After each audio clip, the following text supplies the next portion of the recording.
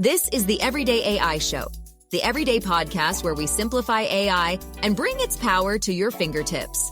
Listen daily for practical advice to boost your career, business, and everyday life. ChatGPT is the most underrated tool when it comes to you getting a competitive edge.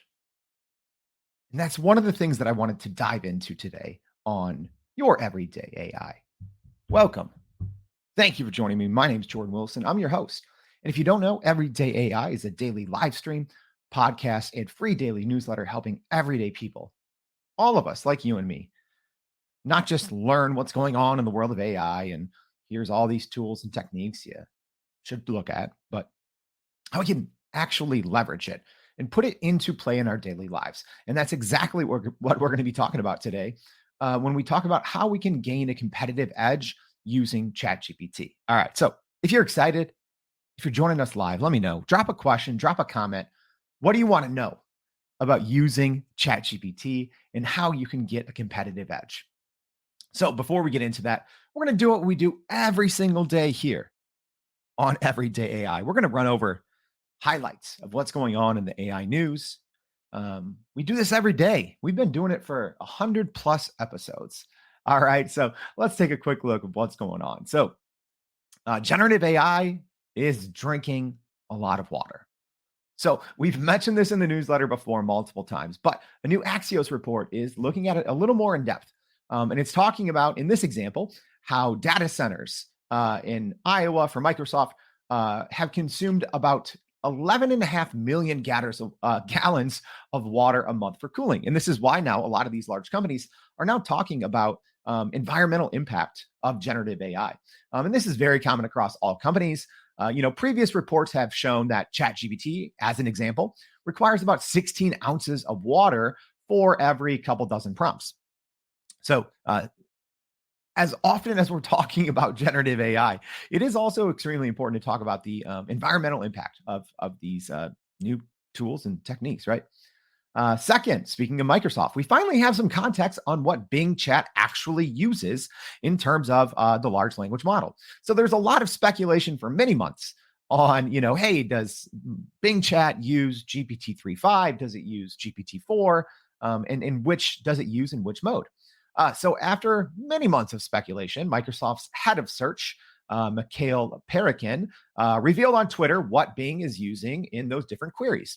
So there's different modes. So in Bing Chat, if you're using creative or precision modes, it's using 100% GPT-4, which is different than kind of what everyone on the internet was led to believe. And balanced mode uses a combination of GPT-4 and other models. And some of those other models include the Prometheus model as well as Turing language models. So interesting news out of Microsoft and Bing Chat and what all of these models are using, right? All right, last but not least, AI news. The biggest consulting companies in the world are racing to train employees on generative AI. So a new story that just came out less than an hour ago is detailing how PwC, PricewaterhouseCoopers, is rolling out AI training for 75,000 workers in North America to help them incorporate generative AI technology in all aspects of their work. They've also invested billions of dollars in doing this, and they joined just about every other big consulting company that over the last couple of weeks or couple of months has talked about investing billions of dollars, not just in generative AI education, but also in their own programs and large language models. We talked about on the show last week and the week before, kind of what EY, Deloitte, and other huge consulting companies are doing in terms of investing money and training their employees. So I don't know. To me, it sounds like all these employees should be taking our PPP course, our Prime Prompt Polish, but that's just me.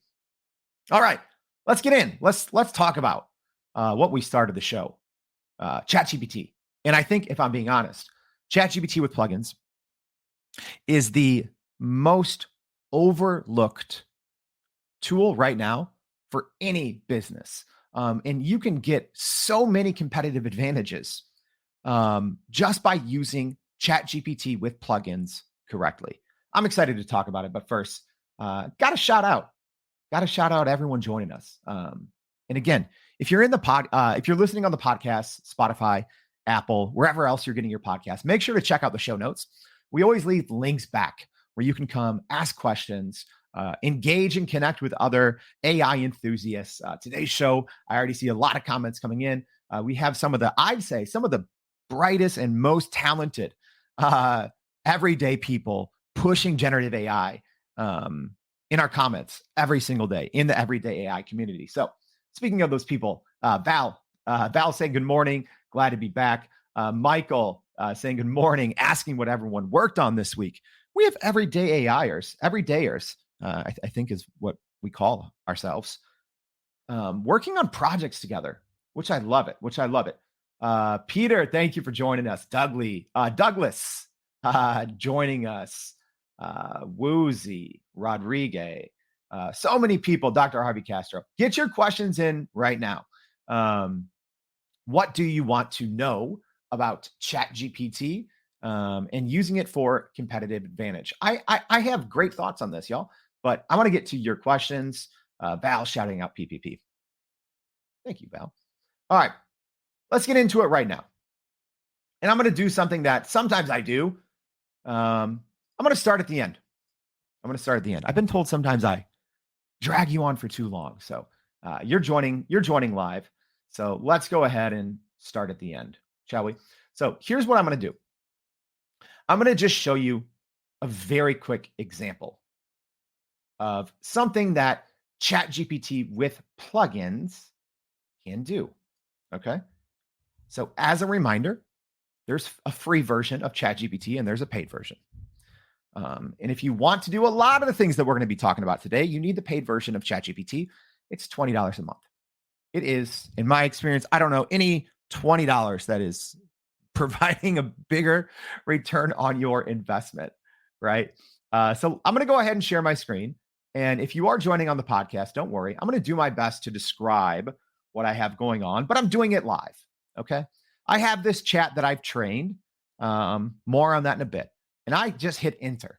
So you can see how long this takes in real time. And I'm going to read it to you. And I think I may have done this on the show once before. So I'm saying, please assume the role of a financial analyst at Nike. You are known for being able to read through long legal documents, pulling out most important information at the level of a management consultant and chief financial officer. And then I'm saying, for this task, read this Nike annual report. And then I'm leaving a PDF to Nike's annual report. And then I'm asking, after you've analyzed all the data, use those results. And I'm asking for very specific information displaying the results of operations for fiscal 2019. In this example, I'm saying that we're going to be looking at multiple years of Nike's financial reports, right? So I'm asking ChatGPT to pull out data from this long report, okay? And then I'm asking ChatGPT to create a CSV for me, because this Nike PDF, this annual report, is 109 pages long. And there's a lot of information that is on many different pages. So essentially what I'm asking ChatGPT to do is to analyze this very long financial document, all right, and pull out information that exists on multiple pages.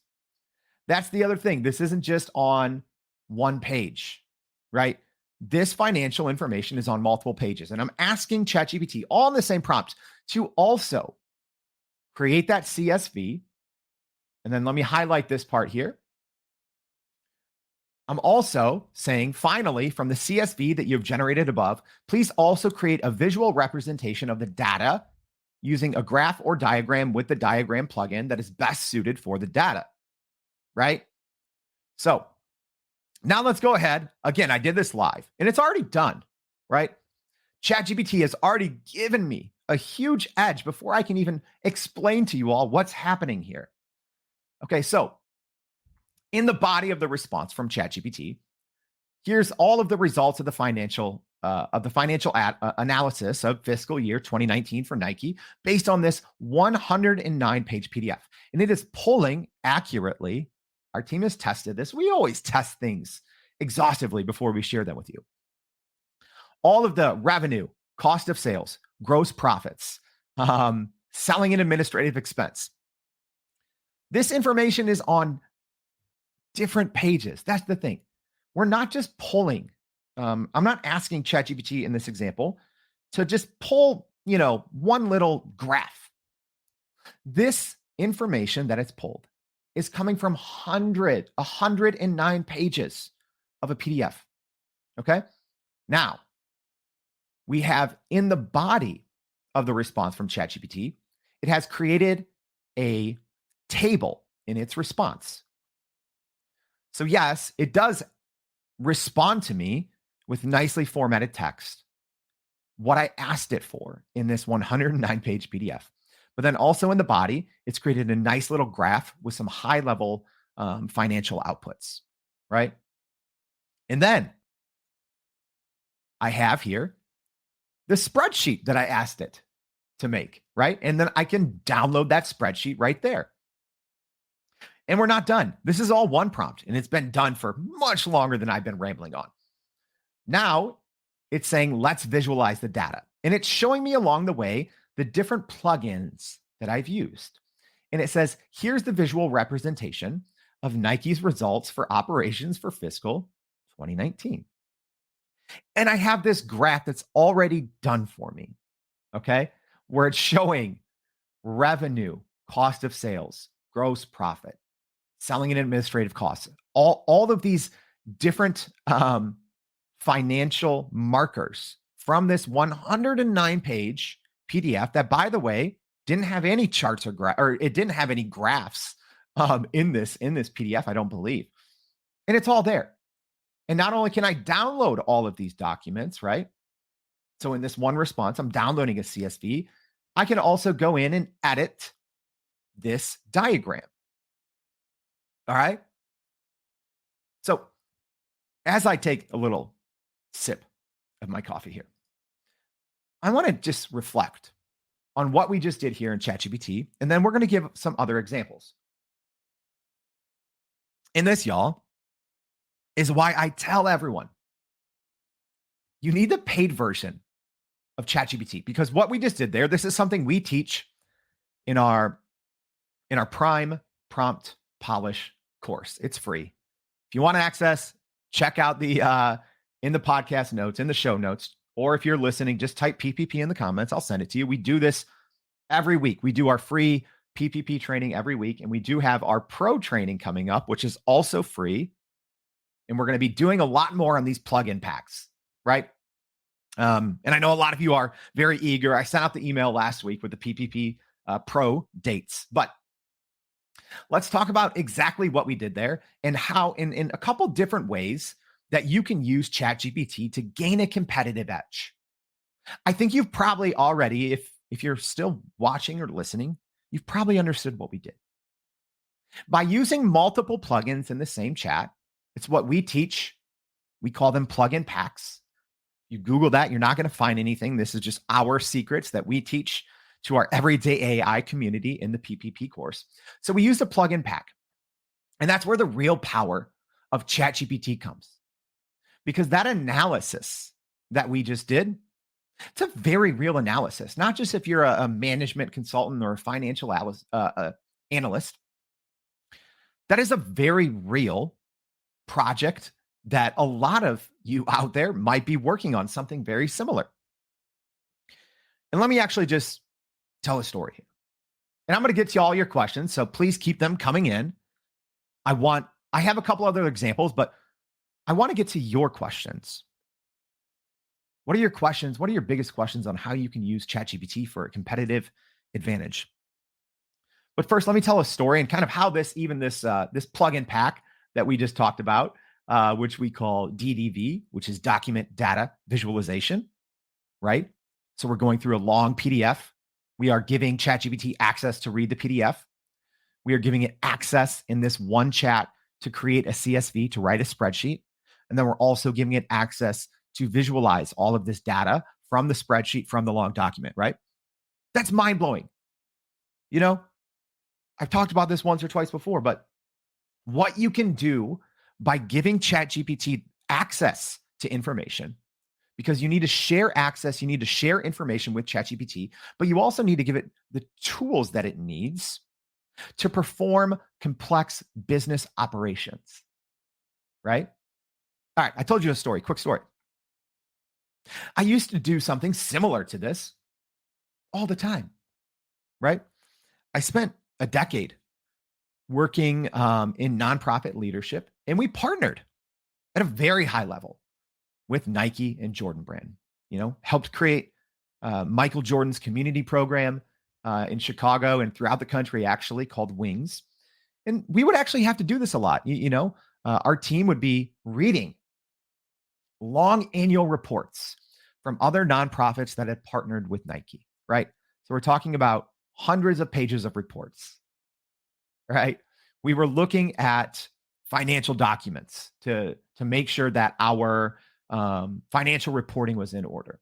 We would spend so much time reading through long PDFs, long white papers, long RFPs, requests for proposals. We would be pulling out information, manually typing it, creating spreadsheets.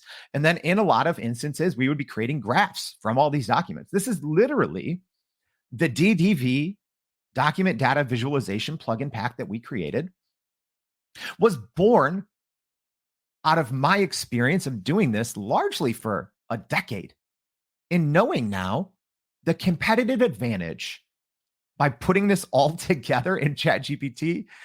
Depending on the project, it used to take us dozens of hours to put together some of this. Now you can cut that time down by 95%. And you're talking about getting the same kind of insights in minutes instead of days or instead of weeks, if you know how to do this correctly. That's story time. Enough story time. I want to get to y'all. I want to know what your questions are.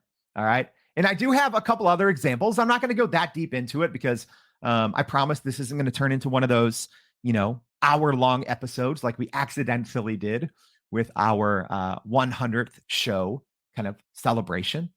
And were you guys here for that? Did you guys watch and listen? Let me know. I want to know. All right. Let me see what we have going on. Brian says, if you have not taken PPP, you're probably not using ChatGPT effectively. Absolutely. It's actually wild to me, Brian. All these companies we talked at the top of the show, PwC is spending billions of dollars training its workers on generative AI. It's like, hey, PwC, send them all into the free PPP course. And then you're like 80% of the way there. Leonard saying good morning. Thank you for joining us, Leonard. All right, Val. Great question. Val is asking, what are the plugins used in this prompt?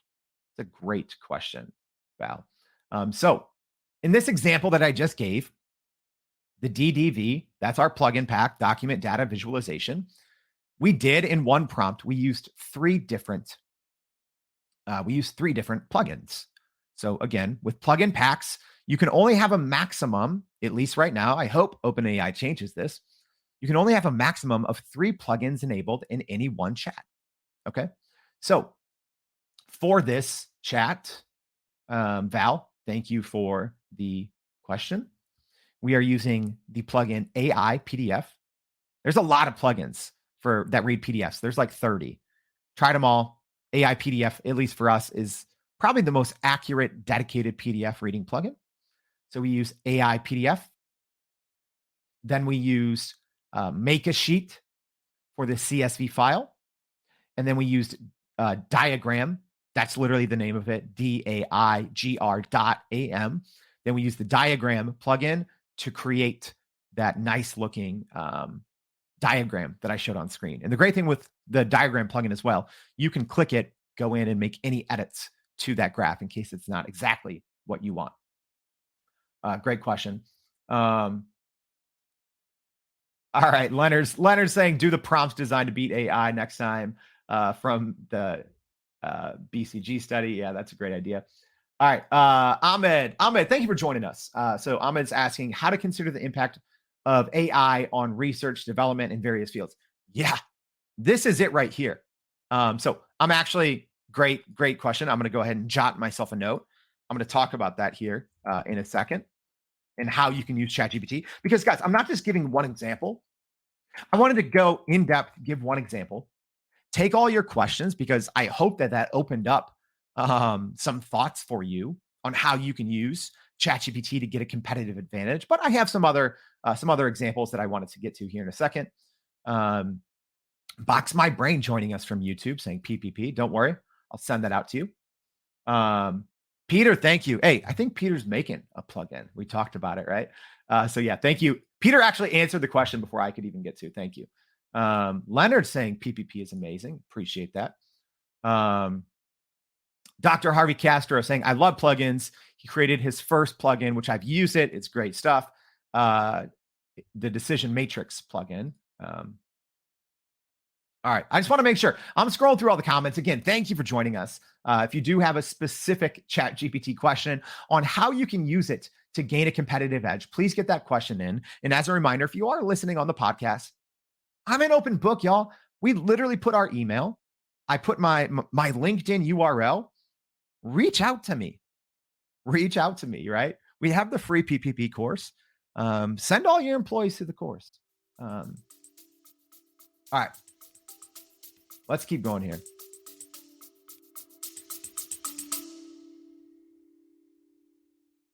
Are you still running in circles trying to figure out how to actually grow your business with AI?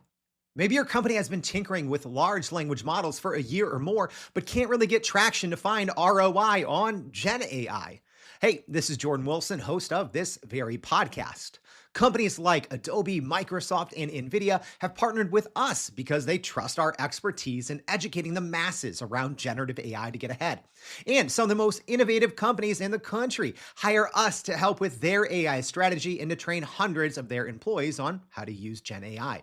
So whether you're looking for ChatGPT training for thousands or just need help building your front-end AI strategy, you can partner with us too, just like some of the biggest companies in the world do. Go to youreverydayai.com/partner to get in contact with our team, or you can just click on the partner section of our website. We'll help you stop running in those AI circles and help get your team ahead and build a straight path to ROI on Gen AI.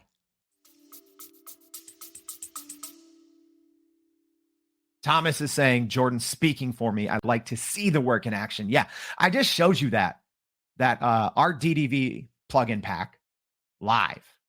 And it did what would probably have taken a human analyst, at least, even if they are a expert in this space, just to do that one prompt I showed you, reading through a 109-page PDF, even if you're a fast reader, to read through that, grab all that information, put it in a CSV, and to create a diagram. I mean, I don't know, at least 15 hours at bare minimum. And we did it in 15 seconds live here on the show. Right? Yeah. Thank you, Thomas. I hope I'm speaking for some people. All right. Let's talk about now. I think I got to all your comments, but drop a comment now if you want to know some other ways that you can use ChatGPT for a competitive edge. But I want to talk about a couple others right now. Competitive analysis is one of the easiest and most time-saving kind of prompts that you can run inside ChatGPT. So I always said, and we'll leave a link to a previous show where we talked about plugins, but as I give you a couple more examples, you should always have an internet-connected ChatGPT plugin enabled anytime you use ChatGPT, even if you think you're not going to need it. Here's why. Even if you're on the paid version of ChatGPT, if you start a new chat, by default, all of the information you're getting is now more than 2 years outdated, because the knowledge cutoff for GPT-4 and all GPT models is September 2021. So there's not a lot of great information you can get out of ChatGPT that you shouldn't first be connecting to the internet. We've tried every single internet connected plugin. There's more than 20. So the ability to query the internet, to do general research on the internet by being able to search on its own is key. Being able to read PDFs is key. Being able to read specific websites that you give it access to is key. And other large language models, even great ones, I do love Bing Chat. Cloud is pretty good. Bard is pretty good. If you give them specific URLs, they're not always going to crawl them. I've done this live on the show, and I've done multiple videos on this before, but that's why you really need to be using ChatGPT with plugins, internet connected plugins. Because here's another example you can do, a competitive analysis. And we'll share an example prompt in the newsletter today that you can use for competitive analysis. Don't worry. I'm not big on one-shot prompts, y'all, because there's enough bad information out there being used right now with prompting, because you should never just use a copy and paste prompt. You always need to train an expert chat first using our PPP method, Prime Prompt Polish. But a competitive analysis prompt is amazing. You can tell ChatGPT, here's my company. Here's my company website. Here are my 3 biggest competitors. Here's their names. Here's their websites. Now, go read all of their websites, and you can give them specific pages. Maybe if you want to do a competitive analysis on a specific service that you and all of your competitors have in common. And then you can ask ChatGPT all in one prompt to do a complete SWOT analysis, right? Strength, weakness, opportunity, threat. On a competitive SWOT analysis on a specific service offering that you and all of your competitors all offer is, I think, one of the best competitive analysis prompts that you can run inside ChatGPT, because you give it access to all of the information it needs. And a lot of times that would take an extremely long time to do. And here's the other trick, y'all. A lot of times companies, especially if it's a high value service offering that companies provide, they'll usually create a white paper or a PDF selling that service. And a lot of times companies don't even know the amount of information that they have online. So many companies don't know. Because again, I should always caution you when saying this. When using ChatGPT or any other large language model, you should never upload confidential or sensitive or proprietary information into any large language model, because all large language models use that data to train their models. However, so many companies are unaware about just all of the information that's publicly available, right? Go ahead, search your website in Google, type in site : put in your website, type a space, and type .pdf. You will be surprised at the amount of just PDFs out there that your company has that you probably maybe you didn't even want them on the internet. Maybe you didn't know. Maybe someone uploaded it, to your CMS, your content management system, and didn't know by default that search engines and large language models have already crawled it. And your competitors can probably easily find that. So I always have to say that. But going back to this competitive analysis prompt, running a SWOT analysis on a specific service offering between you and all of your competitors, the results that you can get from that are mind-boggling. And I'm going to go ahead and throw it out there. And this is why you heard all this kind of, I won't call it noise because it's real.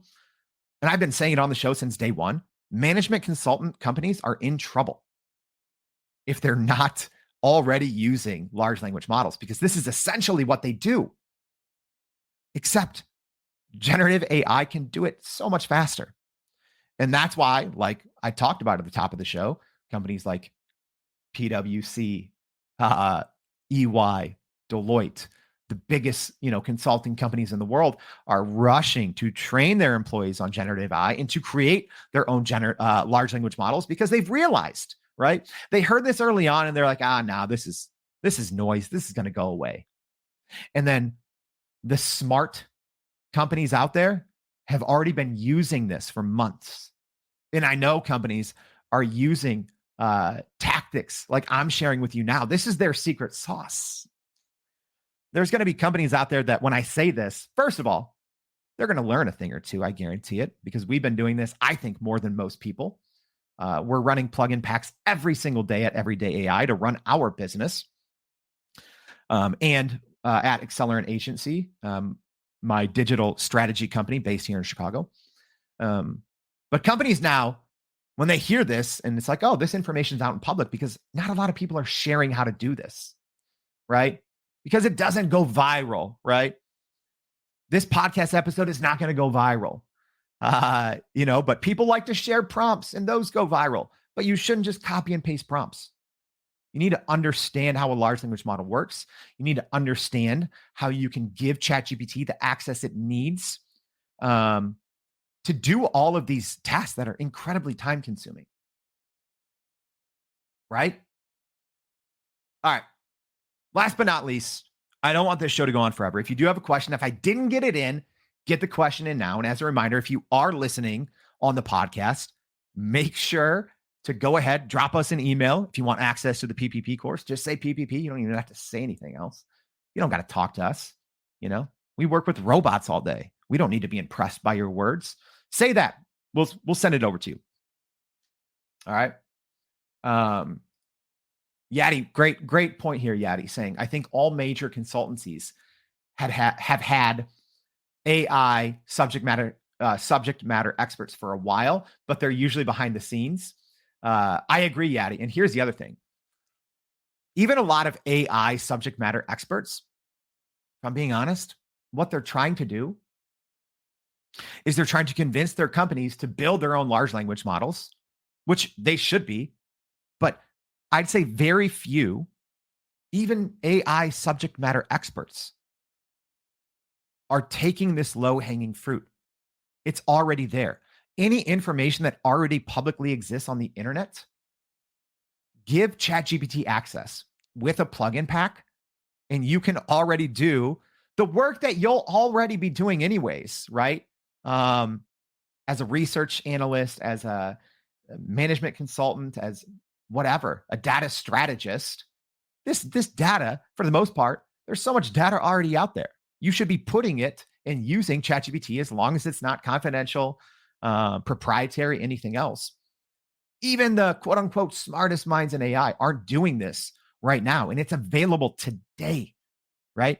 I think your AI subject matter experts, which makes sense, they're working on more longer term projects and building out, kind of their own large language models or, wrappers around GPT-4 using the OpenAI's API. That's what they're focused on, but they're not doing what's already publicly available, right? Doing these things I'm talking about on the show could save so many companies dozens of hours reading, researching, analyzing, automating, and writing. All of it, right? All right, a couple others. I talked about doing a competitive SWOT analysis for service offerings. Huge, because then even from that, you can create marketing materials based off of what you find in that competitive SWOT analysis on service offerings. Huge. You can create entire landing pages, email sequences, ad copy, all of that just based on that initial analysis. So if you're trying to revamp one of your main services and maybe your competitors are gobbling up the business and you don't know why, run that analysis. Give ChatGPT access to all of the information that it needs and run that analysis. And then use those findings to then create better marketing, right? Because if you show ChatGPT, here's all of our competitors, here's how they're marketing that service offering. Now I want to make it better, right? I want to outperform them. I want everyone find our USP, find our unique sales position amidst all of this competitive analysis, and then help us create compelling copy, compelling advertising, compelling email sequences, compelling landing page, conversion elements based on our USP through that competitive analysis. There's more. I just mentioned email marketing. That's a huge one. Here's another secret, y'all. Are you ready for a secret? I'm going to take a little sip. We're going to wrap this up soon. Don't worry. Are you ready for another secret here? Email marketing is something that the overwhelming majority of companies don't spend enough time doing. Why? Because they like to have meetings. They like to get 20 people in a room and talk about email marketing, and they like to, say, all right, we're going to make this a quarterly goal to start, restart our email marketing. But why? Why aren't you just putting out highly valuable content every single day using ChatGPT? Again, train it on your company voice. Don't make it robotic. That's what we teach in the PPP. One of the things. But email marketing is such a untapped revenue source for the overwhelming majority of businesses. And they don't do it because they don't understand. They think it is this time-consuming process. It's not. And here's the cool thing, y'all. So many companies now, there's companies out there that you can track all of your competitors' emails. There's also companies that have large databases. I talked about Nike and Adidas. You can go on these websites, type in Nike or Adidas, and you can see every single email they've ever sent, or at least since these different services have been tracking. So a lot of times we do this for our clients at Accelerant. We use that information. And we'll look at, instead of us reading the last 1,000 emails that Nike has sent, if I was working at Adidas, I would upload those all into a single PDF. And I would probably do it for Under Armour and Reebok and, whoever my other competitors were. I would put it in a PDF, each of them in a PDF. And I would say, hey, ChatGPT, here's what we're trying to do. We're working 2 quarters ahead. We're trying to launch since it's fall already, we're trying to launch our spring line, our spring 24 line. Here's every single email our competitor has sent. Analyze all of their early spring promo emails. Give us their marketing angle, their tone of voice, their sales, their promos that they're running, right? We're talking about, you could do thousands of different spring apparel marketing promotional emails from a dozen competitors just by saving all of these as PDF, giving ChatGPT access, and then saying, hey, give me 10 different ideas on a 10-part email sequence on what we can do. Give me dates, give me everything. I don't want to start selling. I want to provide education. I want to provide information. I want to provide entertainment. I want to create a 10 email sequence before we even start or launch our new spring line, right? And look at our competitors, look at the techniques that they're using, and then help us build that out and help us replicate it and put it in our company's voice, right? Because then you can upload your best examples of email marketing and say, all right, now launch us. Yeah, I like option 3. You gave me 4 different options of a 10 email sequence. I like option 3. Let's start writing those emails right now. Right? I'm going to wrap it up by saying this. And I've said this before. Most people and most companies are barely scratching the surface of ChatGPT. And one of the main reasons why is because no one knows how to work with a large language model. People just think, oh, I'm going to find a great prompt online and I'm going to copy and paste it and here we go. That's not how a large language model works. I know I kind of rant on this sometimes, and I'm like the old AI man on the porch shaking his fist. But if you're not using these techniques that I just talked about inside ChatGPT, you are asking to lose business, right? I've referenced this a couple of times. We had Corey Warfield on a show a couple of months ago, great AI mind. He said, if companies aren't already using ChatGPT, you have 18 months until either you go out of business or you lose so much footing against your competitors that you won't be able to catch up. If you're not already using generative AI to do so many of these things when it comes to just competitive analysis, research, right? Because these tasks are time consuming, right? If you still have a team of people reading 100-page PDFs, stop it. Stop it. You obviously need to know how to use a large language model correctly. And you always need to test up front. That's what we tell people. Test up front that your processes, that your plugin packs are properly accessing and analyzing the information, but then stop. Stop wasting your time. Stop working like you're from 1999, right? It's like those companies that try to push off the internet. You can't push off generative AI. You can't push off using ChatGPT plugins in your business. You can't delay any longer not getting a competitive edge by using ChatGPT. I just laid out the blueprint for y'all. Now you need to go put it to work for you. Simple as that. We help y'all. We teach you this for free.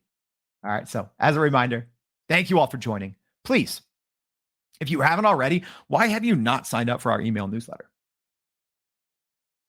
Like, talk about things that are like, oh, whoops, you're not using ChatGPT for these reasons. You're not giving it access to analyze your data, to analyze all of these long PDFs and help you create documents. You're behind. If you're not reading our daily newsletter that's free, you are behind. I guess since I'm already in rant mode, I'm going to end it with this rant. Our email newsletter is by far the best in the game. And I'm not saying that out of bias. I'm saying that because we've ran what I just told y'all. We've ran all of our competitors' email newsletters through ChatGPT, and we've spent time. And guess what? All these other AI companies, all these other AI newsletters, whatever, they're all putting out the same content. No one is telling you. Everyone's just saying, here's 50 new tools. Here, look at all these shiny things. No one's telling you how you can actually leverage generative AI in your business and giving you tactical examples, bringing you expert guests on every single day, breaking all of those insights and golden nuggets down and telling you how to use them step by step. No one else is doing it. We are. If you don't want to get left behind, if you want to outsmart the future, go sign up for that email newsletter. Whew.